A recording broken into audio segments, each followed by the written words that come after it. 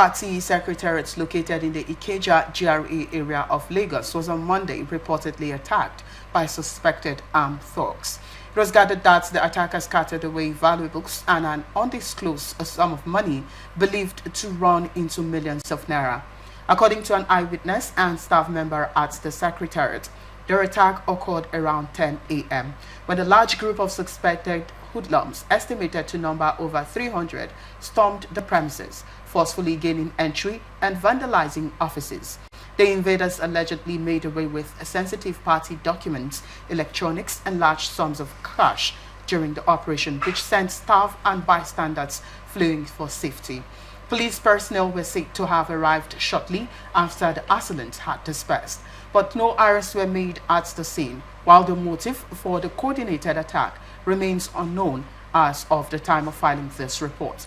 The Lagos State Police Command has confirmed the incident and assured the public that a full-scale investigation is underway. As an analyst, from your own perspective, what would you think could be their motive, behind, this coordinated attack? Well, I don't like preempting people. The reason is this: I want to be sure that whatever I'm saying, goes in line with, what I actually know or thought, what I know or what I thought to be, the right thing. So, but if you ask me in a way, okay, right, I should say that perhaps they have internal wranglings that have not been settled. Okay, so they are trying to express their grievance through this means. All right, so let's look at this, the impact. They said we had 300 assailants, who joined forces to attack this party secretariat. Now, how does the scale of the attack, suggest political or organized backing rather than random crime? You can't call it a random crime. When you look at this thing, we talked about the APC now that had its own share of the whole attack, and now it's going to Labour Party.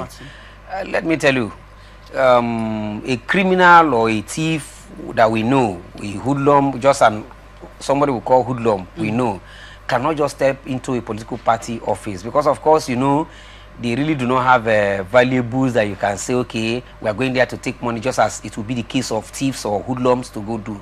But this kind of thing is deliberate act to destroy this system that, okay, likely nobody is going to operate from this place. These people you want to put will not sit in power. So it's purely political. There is nothing like a random kind of social vices we used to know. No, this is political, purely political. There's nothing outside political inside of this. It is purely political. Like I said, there's an internal wrangling that has not been settling, and some people who are aggrieved are bent on everything must get bad if it does not go our own way. Well, according to the reports, the assailants stole valuable materials, sensitive documents, as well as electronics, and millions of naira in cash. Now the question is, what impact might the theft of these sensitive materials, have probably on the party, most especially looking at the fact that the party documents were also stolen, on what impact might this have for the Labour Party's, for the Labour Party? The truth of the matter is that it may mean little or even nothing, in the sense that whatever you're going to get in a political office are purely documentations. But unfortunately, they saw money in that place. Okay, that's just the unfortunate thing, because you're not expected to see money in the party secretariat. Okay, so but it's an unfortunate thing. But otherwise, like I said, it will have little or no impact. Why? It's purely documentation you see in that place. Perhaps people's name have been programmed for certain positions, certain nomination, and all of those things.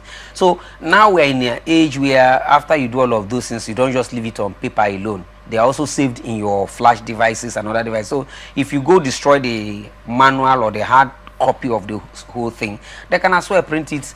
Well, electronics were also destroyed. Yes, electronics were also. So could this, don't you think this might affect their, operations and strategy? That's the same thing. What they are just trying to do is they are trying to make them to incur more cost. If I have the names and details of events that is going to happen in my flash drive, and you go destroy the system, of course the system has a hard drive too that will also store this information. But if you go there and destroy them, and I have them in my flash drive, I can print it elsewhere. It's just that party affairs should be done in the party office. You shouldn't take it outside. So the only thing they have ended up achieving is that you have ended up helping these people, or making these people rather, to go out there and do party transaction outside party office. All right. Do you understand? Okay. Well, again, the police arrived, we also heard from the reports that police came after the attackers had already left the place. Now, the question is, why were the police unable to respond in time from your own perspective? I don't know what you mean by responding in time, because you have to look at matters from reality. When were they called? Okay. They have logistics to get to that place. Even though we know that police sometimes they can be very, very frustrating. Yes, there are cases where you call up the police for a crime being committed somewhere, expecting that they should come in good time, and you don't see them there. But the thing is, did anybody report that, okay, we called them before the incident took place, and so they didn't come until it took place? Or we called them in good time that, okay, if they had come maybe 5-10 minutes, they would have met these people. So the question is, aren't there supposed to be security around the secretary? You see, when we talk this security thing all the time and make the police look like police is... No, we're not trying to make the police, look like... But this is their job.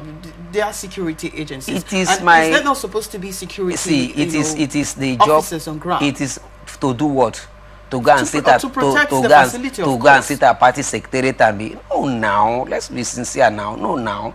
Police can... See, let me tell you, it's also your right to have police officers standing by you. Do you know so? Do you know so? But why should you also make it look like police should just be everywhere? For goodness sake, they have police station, they have strategic places where they stay. So if there's any case anywhere, you put a call across and you call them. What you should be saying is that if they call them in good time and they didn't come, okay, that's where we should say, okay, police, why didn't you come in good time? But to say that they went to somebody's house and destroyed the person's house, he say, why was there no police security, police officer there? So if they come to my house, say, why was there? Yeah, my brother. The police not as much as you're thinking it will.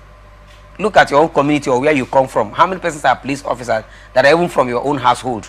And look at your household generally. If you're 50, it's just maybe 2 or 3 persons. All right. You understand? All right. Thank you. So let's not stretch these police people as if I know they are not too perfect and we know they have their problems, but I think we are not also being fair. All right. Thank you so much.